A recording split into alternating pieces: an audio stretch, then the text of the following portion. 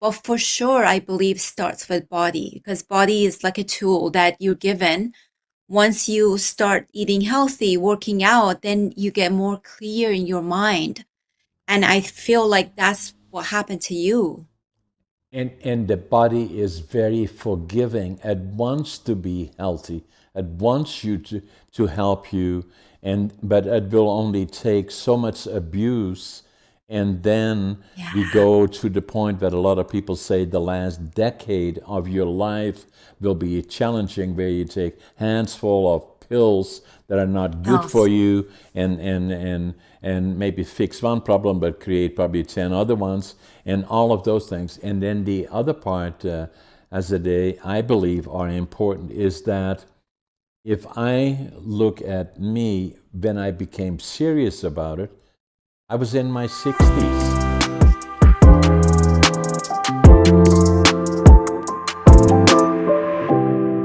Hello, I'm John Brink, and we are podcasting on the Brink from downtown Prince George, British Columbia, Canada. And for all those people watching us from around the world, they say, yeah, we know where Canada is, and British Columbia on the West Coast, right? Right. And in the West Coast, we have this beautiful city called Vancouver, and we are 500 miles north of Vancouver, or for our European friends, 800 kilometers. And it's nature's paradise here. All around us are black bears, grizzly bears, caribou, moose, deer, foxes, you name it, it's all around us. Today we got a very, very special guest. Azadeh is from Vancouver, British Columbia, and a very, very special guest. Amazing bio. Ada is a highly skilled health coach specialized in helping high achieving professionals conquer fatigue, burn fat, and regain energy and balancing blood sugar. And she has over a decade of experience and has successfully guided more than 1,000 clients, including 280 professionals, to shed weight, manage stress, improve their overall health, and while maintaining a busy lifestyle. It's all up my alley, Azadeh. So, welcome to the show. Tell us a bit about yourself, your background, your education, and then how do you get to where you are now and your profession and all the things that you do. Hi, John. Thanks for having me at the show.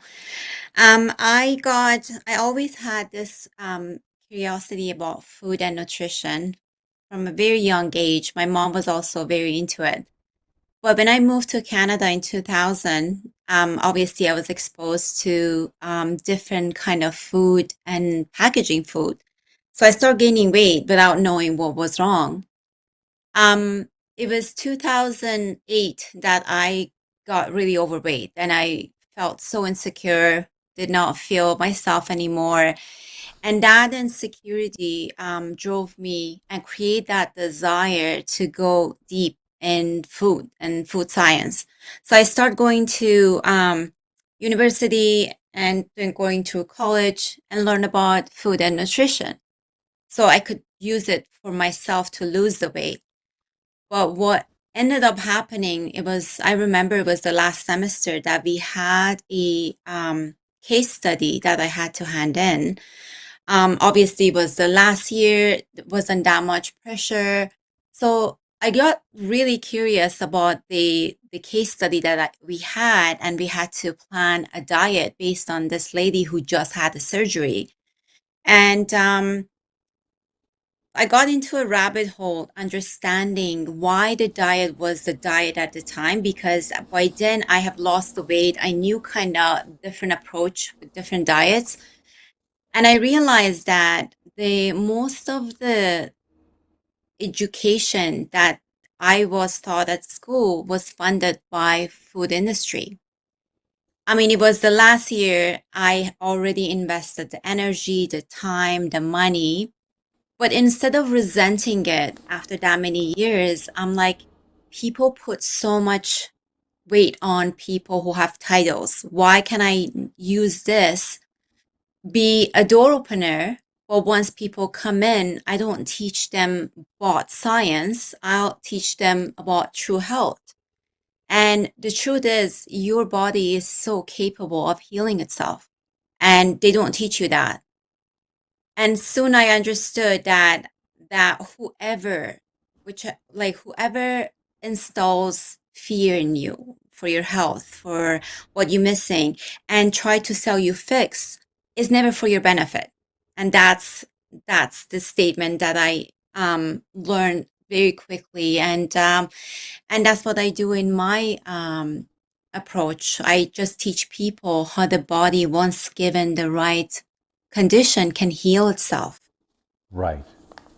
So your education you got at in British Columbia or in Vancouver? No, I graduated from Kansas State University Right. as a food science. Okay. And then obviously you were. So what year would that have been? How long ago? I graduated in 2011, Okay. but And then I start doing my own study. I start getting to the holistic approach. So I got into the IIN school to learn about the holistic approach for health and overall well-being. right. So you that's not really what they taught you in college or university, but that's a whole different approach to understanding issues that are not necessarily taught in any form, but are becoming likely more and more knowledge of that particular direction are becoming more popular as I podcast different people with issues. I find it over and over and over again is that the traditional teaching of well-being and managing weight and health and diet is usually not being taught well, and being preemptive and proactive are not being taught well. And I know that even for, or your specialty is mainly on females? I ended up this year has been mostly men because for some reason like it just switched based on the approach I had. I put the content out there and whoever reaches out, like I can help. But it's been interesting enough, mostly men in 2024. Okay. And so now you are located in the Vancouver, British Columbia, Correct. and you have a practice there where you are.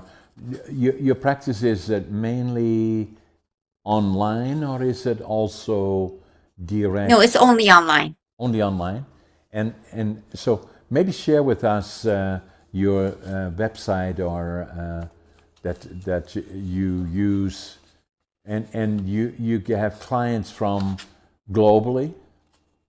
I do. Yeah, I have client all over from London, from Dubai, from Iran, and like all over the place. And interesting enough, not many people from Canada, but I have yeah, Canadians seems to be they seem to be healthy.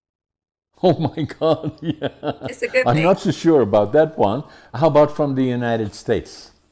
Many, many, Many. and the reason being is just like they kind of, for them it's more accessible to get the blood sugar and blood pressure tested for some odd reason that I don't know. The medical system might be different. So they get to the, and most of my client has been people who have imbalanced blood sugar. So it's pre-diabetes that like now they're prescribed medication. I'm like, why is the medication being the solution to all the problem we have? Like, why can we just not mask the symptoms and get to the root cause? And it's pretty simple. When you pre-diabetes, it's reversible. But I get many clients from US now with for that reason, pre-diabetes. Yeah, so I look at your bio, and one of the things that you say is to curb sugar craving. Try drinking electrolyte water with salt and lemon lime. Low salt diets can actually intensify sugar cravings. So salt is the solution to your sugar cravings. It does. It does. So the my approach is what I do. There's a book called Grain Brain, and I read it years ago. Um, and it explains that how consuming carbohydrate affects the brain in long term. Like now they call Alzheimer type 3 diabetes for a reason. So my approach has been creating low carb keto diet. And I don't mean like not eating carb. I mean, I bring the body to the phase that using ketosis to burn fat for energy instead of glucose.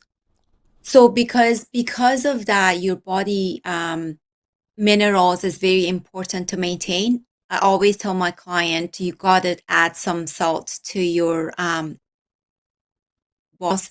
It just goes through your body. Salt is the key to make the water get into your cells. So it's very important with hydration. And once your cell is full and hydrated, you don't have that craving. So salt is not necessarily bad in proportions to because it will help for all the reasons that you indicated. Correct. If you talk Correct. about Table salt, are you salt. talking about sea salt or different kind of salts or salt period? No, not salt period. It's table salt is been the way they the way that it goes through the process, it loses all the mineral, so it's not even healthy. Right. That's why people who use salt often, especially table salt, without even eating the food, they add the salt because they use that taste bud because of the table salt. But now I'm talking about sea salt or unprocessed, unrefined salt that is actually necessary to consume. Interesting. So now using me a little bit as an example, I'm 84 years young. I had a birthday about 2 weeks ago. 2 weeks ago, November the 1st. And so I was not very proactive for a long time, and until I got a shock in my life, and that's what it takes. My wife is vegetarian, and I didn't listen as well as I could and should have, likely. And so in 2008, when I was 68, I had a case of diverticulitis. Now, for the, you know what it is, but for guests watching us, that I'm not a doc or medical guy, other than just a person. When it hurts on the right side, I usually say, "Oh, appendix likely," and then on the left side, maybe diverticulitis, and in the colon, and so I had a rupture, and which is very delicate. You have a limited amount of time before the toxins start attacking your Stress. healthy organs, and so I probably came that close.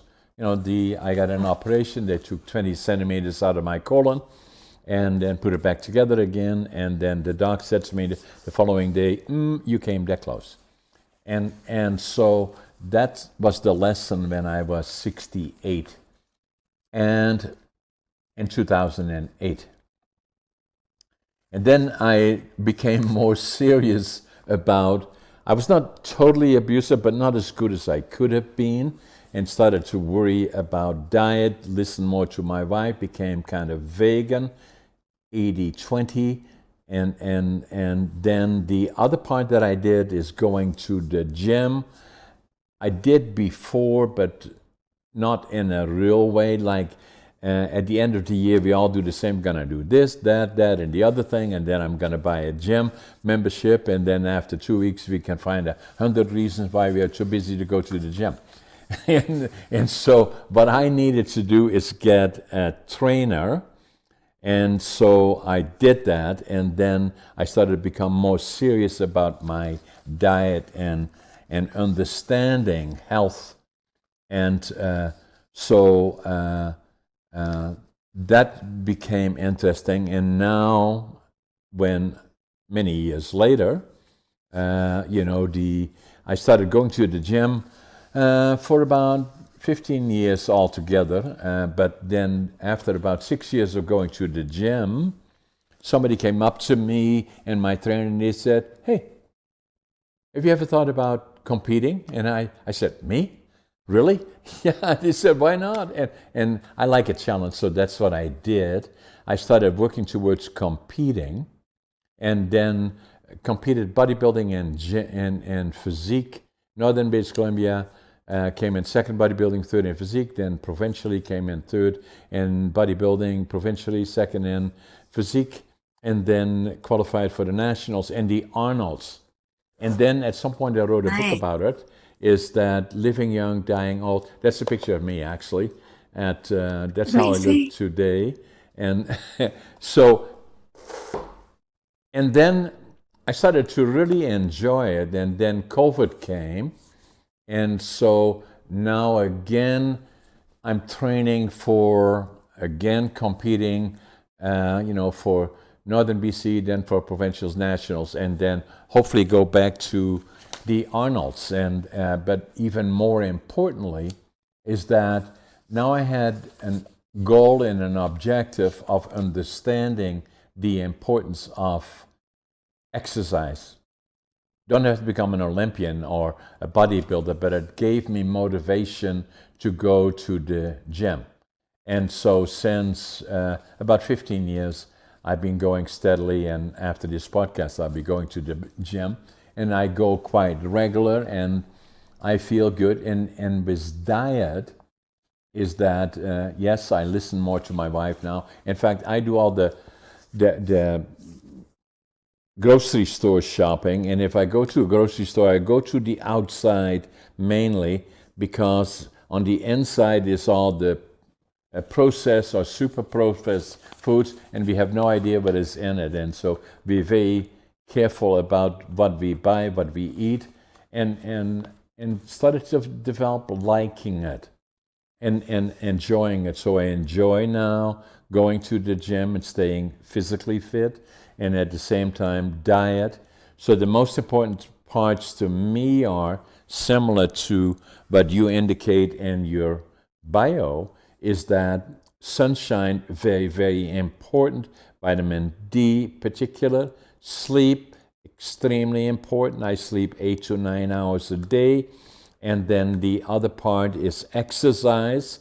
I like it, I enjoy it, but not everybody wants to be a bodybuilder and an Olympian, but at least go walk, or even start walking with somebody to go along with you, a partner of some sort. And then the more you do it, and all of a sudden somebody's going to say, "Hey, John," or whoever, saying, "What are you doing? You look good." And so then it becomes rewarding. And then obviously diet, as I said, very, very important. And then mentally staying active and fit. And so for me, at 84, I'm still very, very active. I usually wake up at 5:30 in the morning. I always make my bed. I always think I'm late, and I'm always in a hurry.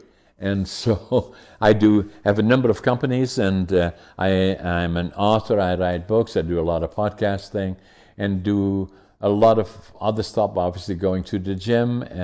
We have horses in North Sand. It's in Victoria. And both my wife and myself ride English dressage. So I stay very, very active physically, mentally, podcasting and doing all these other things without a challenge. And so that's kind of been my approach to feeling good. And then I felt that you're right about it, because at 84, the the case that I make is that 84 is just a number. It's quality of life that is important, and in order to do that, you can enjoy doing it, and have be careful about your diet, sunshine, sleep, diet, exercise, at least be active, include some weight training likely, and then mentally stay active. And so my foundation is attitude. I avoid negative. I've always done that. I'm an optimist. No matter how tough today is, I know tomorrow is going to be better. Passion, whatever I do, I give it 125%. And then work ethic, as I indicated, I work harder than anybody. And I like it and I enjoy it. Yeah. Yeah, that's great. That is great to hear. And John, what do you think the main reason that keeps you on track? Is it the mindset? Is it the physical? I know it's just like they all main and attached to each other, but it's so inspiring to see someone at 84 still have that desire and that drive. It's like people need to hear what's working for you, because obviously, like, I have friends that they getting through menopause and they are losing that desire because, the hormone imbalance. By the age of like 50, they don't feel like doing anything. They're tired. Tell me tell me the secret. Yeah, yeah. I'm glad you asked that, Azadeh, is that I've always been active, but not as proactive as I could be, and then until something happened to me physically, I got that close. And then my wife has always been an inspiration because she's very proactive in terms of diet and exercise. And then the other part maybe is what makes me do all the things that I do. I have a number of companies and writing books and all the other things, is that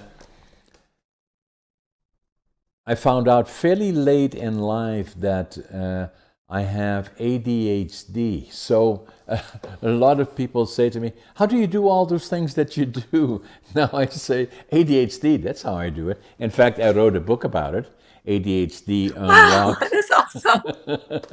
So, and I'm going to send you copies of all my books, actually, and Amazing. yeah, and I sign them for you. But so a combination of all of those things, but I've always been positive mentally. So my It's the foundation, attitude. attitude, passion, work ethic, and then the other part likely is that I was born in 1940, and just put your mind with me back to Northern Holland. It was at the beginning of the war, and so my mom and dad were born in 1938. They were in love and paradise. They had rented a beautiful home, and very quickly they had two children, a boy and a girl. And then my mom was pregnant with me. I would be born in November the 1st, 1940. And then my dad, was drafted into the Dutch army. And that was the time that Hitler had decided to invade Poland and had decided next to invade Western Europe.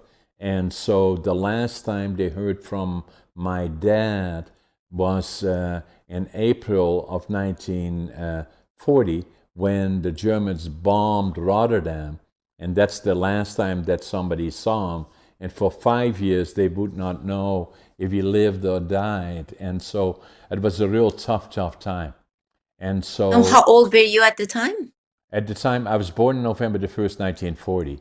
And so I still remember from when I was 3.5 years old, all the Mm. bombers overhead that they were bombing, the Allied forces were bombing the infrastructure of Germany on the northwestern side, where Germany touches the North Sea, were all the cities. We were about 10 minutes from the border with Germany.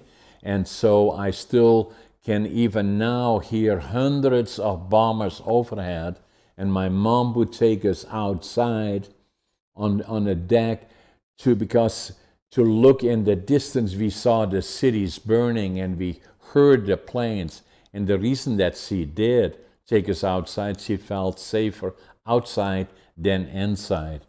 And then Oh, wow. the next thing that I remember is when I was 1944. In particular, they had cut off all the food and to Holland. And so I remember as kids, I was then 3.5, 4 years old.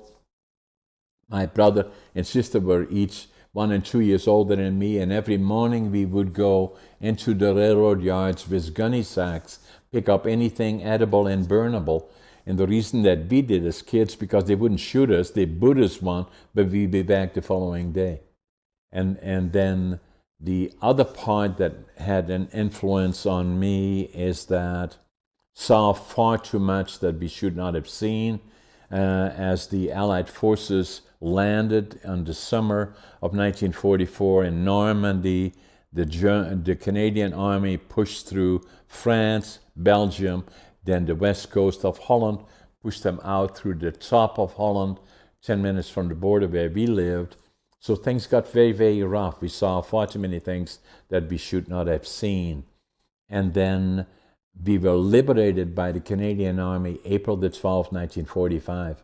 And it made such an impression on me that I always knew from that point forward, my dream was to go to Canada, the land of my heroes, when I grew up. I tried to go when I was 17. My parents wouldn't let me. I was then drafted into the Dutch Air Force for 2 years, and then I emigrated when I was 23. It's the And dream, you've been here since. 60 years. And so Wow. I landed in Montreal, took the plane across Canada, the train across Canada, 4 days, 5 nights. My God, that's a long way. And so I came to Vancouver and went to the immigration department that was then now where the Fairmont is by the water. And Yeah, yeah, so yeah. I could speak English, but fortunately there was a German fellow. I could speak some German. I wanted to build a lumber mill. And so that's why I came to British Columbia, and all the timber is in British Columbia, and especially northern BC. So he said to me, "Go to Prince George," and I said, "Okay." So I bought a Greyhound ticket to go to Prince George, 12 hours, 13 hours, and then so I came off the bus here, and I can still see where the Greyhound station used to be, about 2 or 3 blocks away from here. And I had, I wanted to start with nothing when I left Holland. So I had a suitcase, 3 books, 2 sets of clothes, very little money. And so when I arrived here in Prince George, came with my suitcase, 3 books, 2 sets of clothes, counted my money at least 3 times. I had $25.47. But I had lots of attitude, passion, work ethic. And so, Wow. and I couldn't speak language, but I knew this was the land of opportunity. And, and I always started off as a cleanup man, then lumber pilot, and blah, blah, blah. And then very quickly I became a superintendent of one of the sawmills within a year and a half, and then started a company called Brink Forest Products, which is now part of the Brink group of companies. I have 10 different companies, and it's not about that, but it's the land of opportunity. But the interesting part is that the trigger for me to get to the question, I've always been optimist, even when I was still in Holland, and was not successful academically. I failed grade 3, and I failed grade 7 3 times. And they said, what are we going to do with this guy? And I was 12 and a half years old, and saying, well, some people said to my parents, send him to the mentally challenged school. They said, no, we're not going to do that. I've heard that many times. We'll teach him a trade.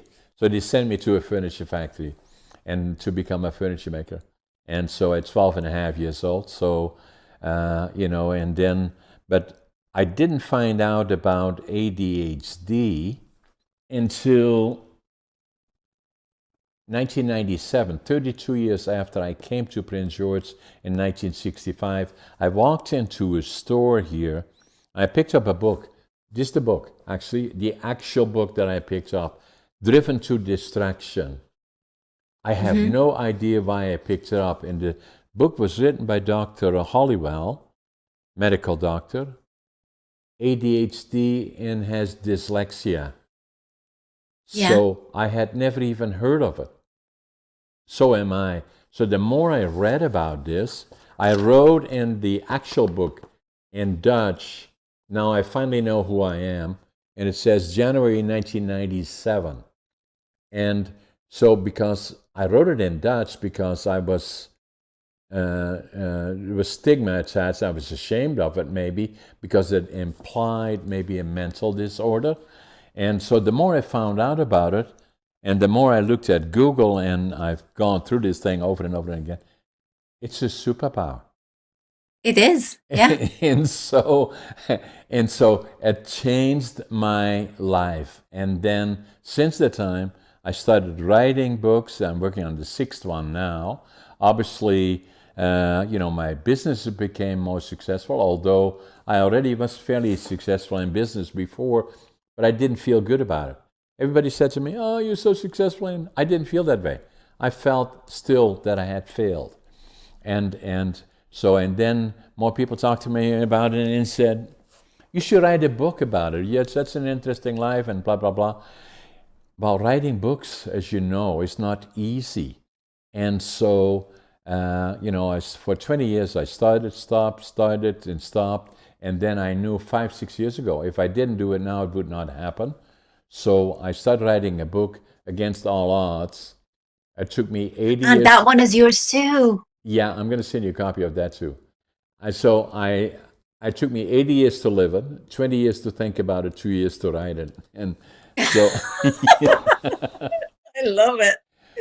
so that's I all love what it. kind of Wow. happened in those elements in life, circumstantial, not because of what I read, but just circumstances, meeting the Canadian, being in the war years, which laid down the foundation. I'm still affected by PTSD and the inner child, still part of me, although I got counseling for the inner child in my 50s, very emotional actually. And so, but it's still part of me. Meeting the Canadians, having the dream of going to the land of my heroes, very much part of me. Then here, somebody sending me, the German fellow in Vancouver sending me to Prince George, very much changed my life. And then the next thing that did is finding the book Driven to Distraction, written by Dr. Hollywell, about Yeah. ADHD, and it changed my life. And so by then, it took me 5 years after I bought the book in 1997, before I went to my doc. There was a personal friend, and and delivered our two daughters. And he said to me, "Hey, John, why are you here?" I said, "I think I got ADHD." And yes, I do. The amazing part about that, Azadeh, is that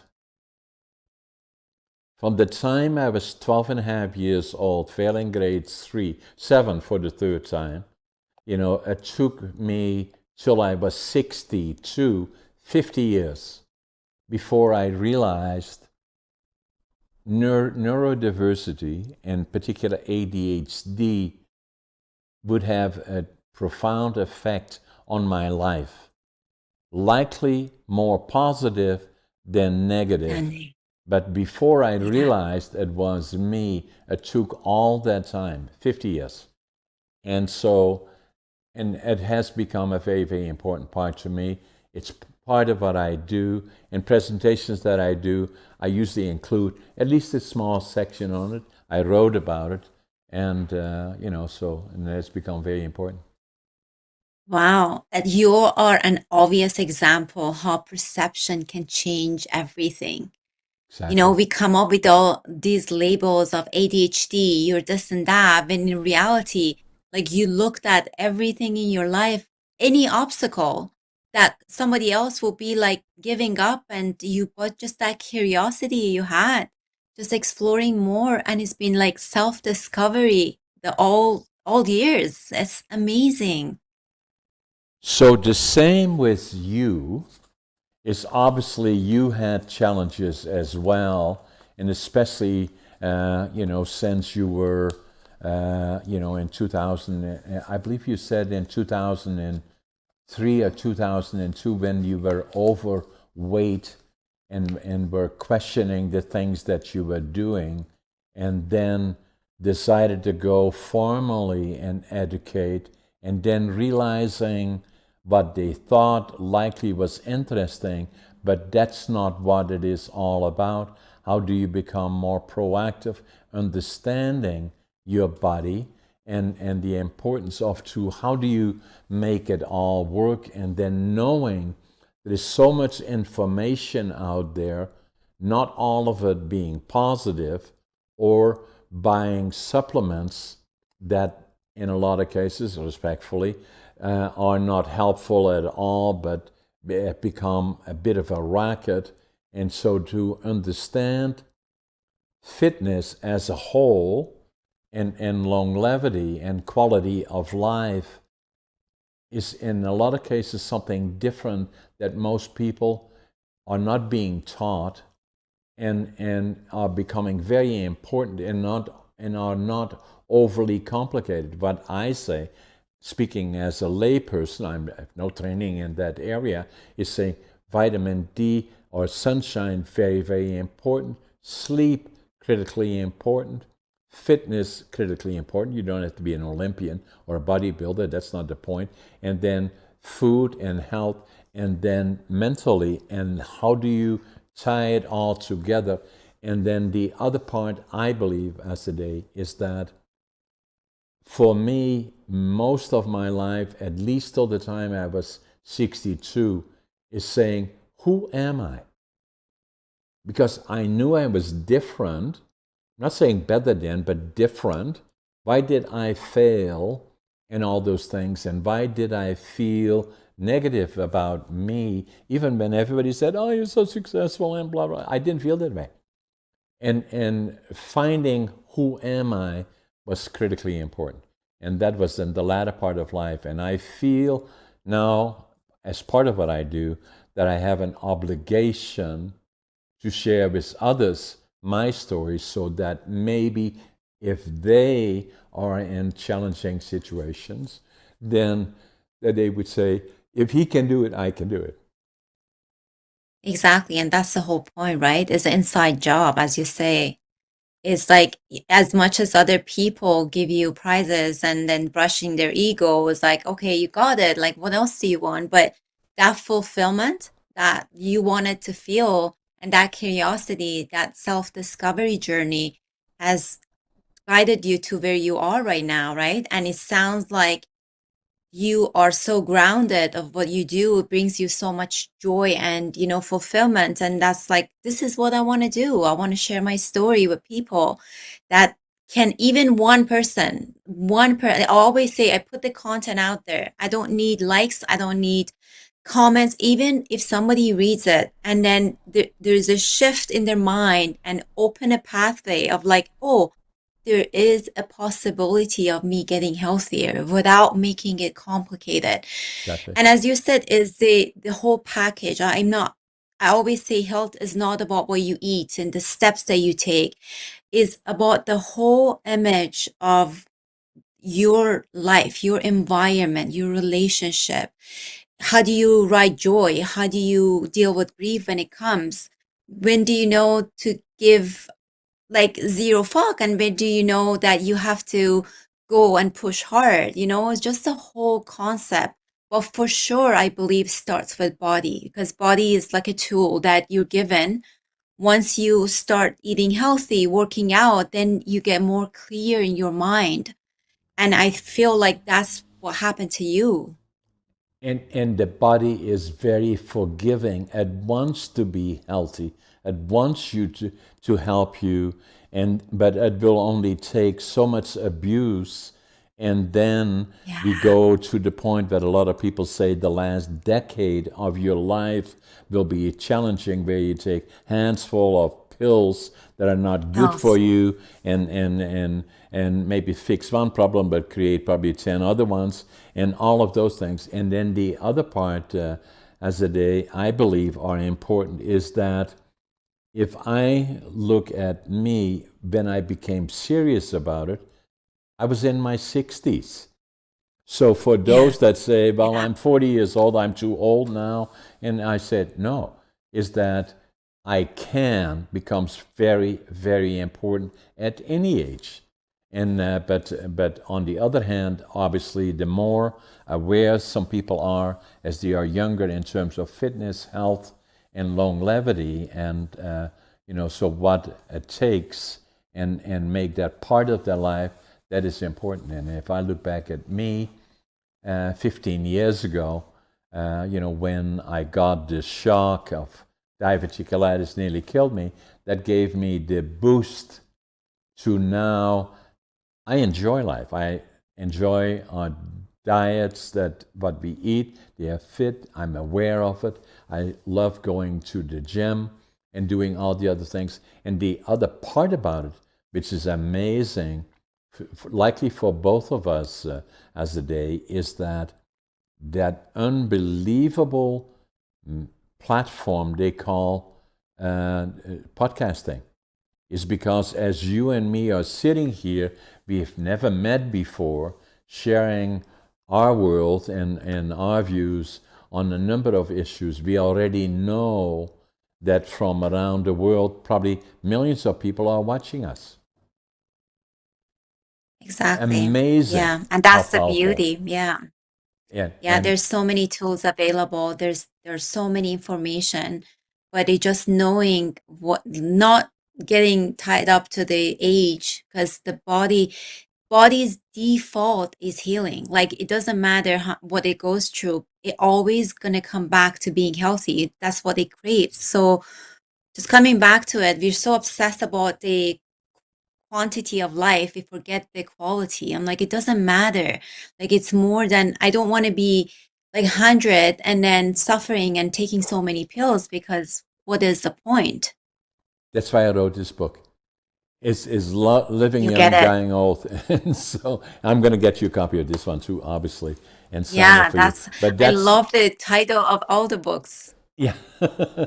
So tell us more about you. And so that once you decided that you were going to take a change of direction, so tell us what you do now, in substantially virtual, from an amazing location in Vancouver, British Columbia. Tell us about it. Yeah.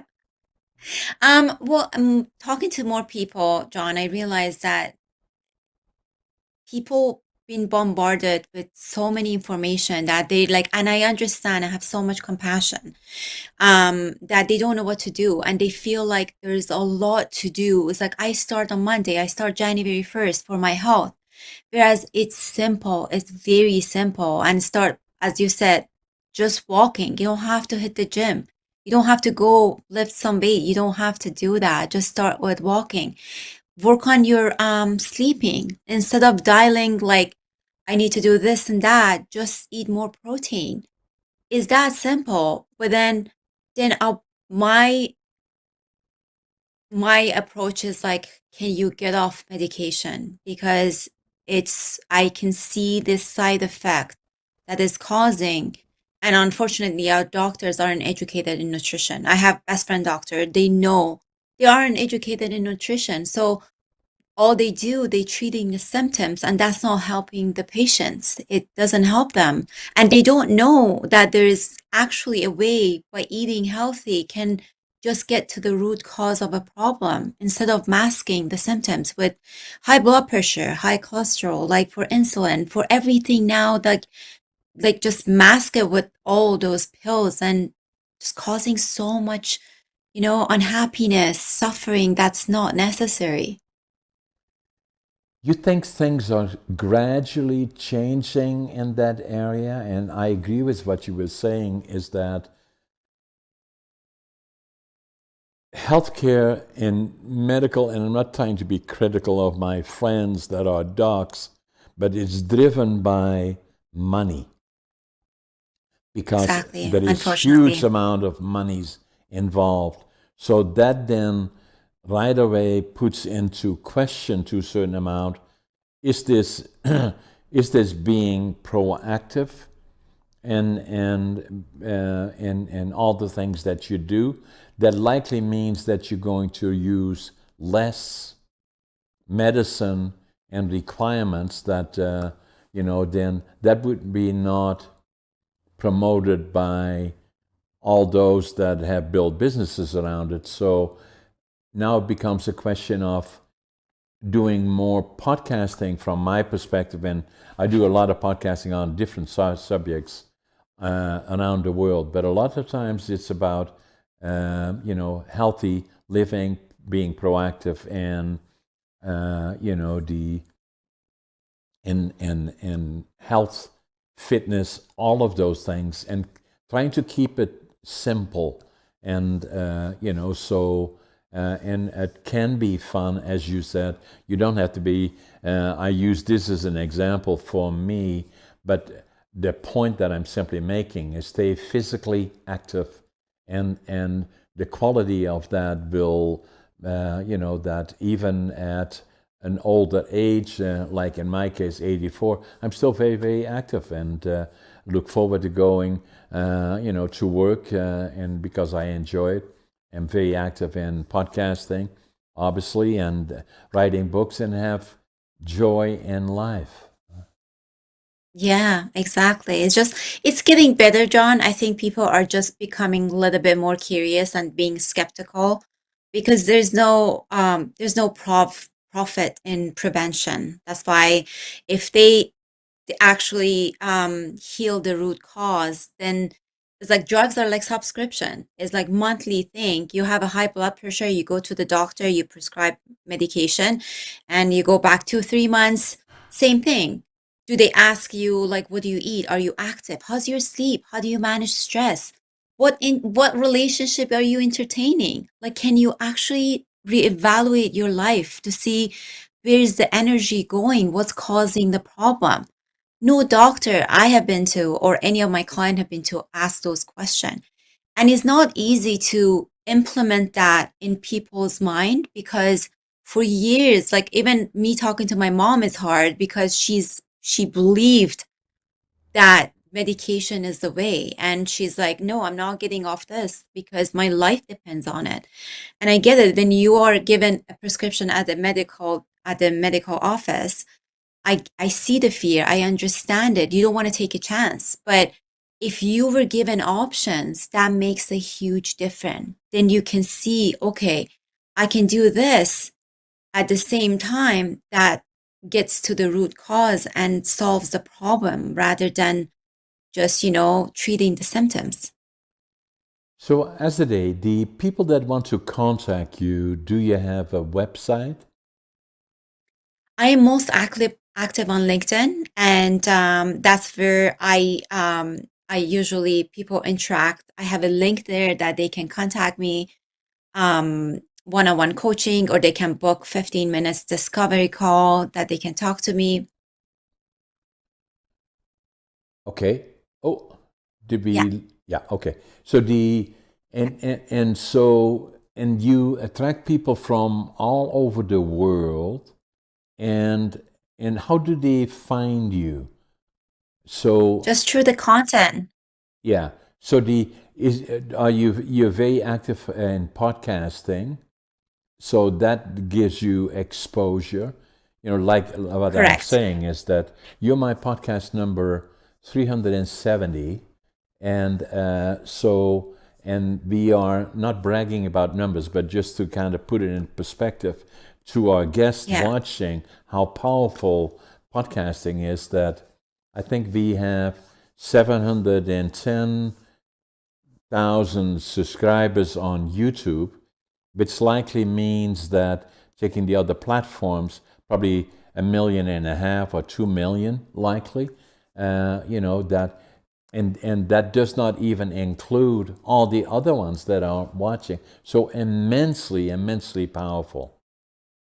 And That's it's the amazing. future, because we've only just started, relatively speaking. If I look back, started podcasting on virtual, probably we started about 2.5 years ago, and ever since that time, using Podmatch to bring parties together, and from there on in, but it's just expanding globally, and it's still all Yeah. very much at the beginning. And I think it is the what I call the new media, much more powerful than the newscast, but whichever that may be, including CNN and all the other ones, Oh yeah, for sure. For and sure. newspapers, including Vancouver Sun. I just had to throw that in, and the Prince George Citizen, if you wish, and but immensely powerful. For sure. People still watch CNN? Pardon me? Or do people still watch CNN? Yeah, I sometimes do, and Yeah. but I know a lot of people are not watching anymore, and all of that is changing. Where the Yeah, most yeah. popular media, but I hear now talking about media and saying podcasting, hear it all over the place, and so we are. That's a good info. Yeah, and we are at the beginning, and especially, so what I try to do is do podcasting on all kinds of different topics, and particular things that are important to me. Longevity is important to me. ADHD is important to me, but that's not my whole focus. I talk about entrepreneurship, talk about anything. And, I've seen, I've watched some of the videos. I know you're like touching on every subject possible. I like it, and I I know you enjoy, do. yeah, I do. Yeah, And I know. so, so as you go forward, even for yourself, how do you see your future going? So you have developed a model that works for you, and I'm kind of looking at not only doing what we are doing now, podcasting like I do, but I'm also looking potentially at a platform that I want to start probably 3-4 months from now, Yeah, that touches on issues that are important to me and the people that have been watching me in different areas that could well include longevity, quality of yeah, life issues from a lay perspective, and then ADHD, obviously, but also in terms of, who am I? And the journeys that go around that, or that, how do I feel at peace with who I am? yeah, Not saying that I'm yeah, better than or not, but not at least sit there. So many young people in particular say, oh, this doesn't look right and that doesn't look right and this, and I'm not wearing this right, and all being preoccupied. I say, no, I know, I you know, know. be, there is only one of you in this whole world, and you are unique. So accept that, not better than, but you are unique as being you. Don't try to be somebody Yeah, else, you know. yeah, yeah. And we are ever changing human being. You're not the same person that you were last year. And when people say, "Oh, I know who I am," I'm like, how do you even end that statement? Like Exactly. you don't. Like just discover every day. Like there's so many things that's changing and you have to be open to it, right? And that's what makes it exciting, right? Exactly. That's the journey. Azadeh, it was an Yes. amazing podcast. Let's make sure we stay in touch. I'm going to send you copies of all my books that I have. Scott gets That's your amazing. address, and then Yes. let's stay in touch. I'm in Vancouver every so often, and maybe at some point we can get together and have a coffee together and meet each other in person. But That'll be also, awesome. let's make sure we stay in touch. Yeah, that's for sure. Thank you so much for having me, John. And for all those people watching us from around the world, to have discussions like we have, Azadeh and myself, about all things that are important to us, but to the world, and longevity and all those other issues. Subscribe to us if you like what we are doing and doing more of it, Azadeh as well as myself. Like it, share it with others, comment on it, but first and foremost, podcasting is the media, so keep watching podcasting, ours in particular, obviously, but also others. Azadeh, Great. it was a pleasure. Let's make sure we stay in touch. For sure, John. Thanks for doing this. Take care. Okay, you too. Bye bye.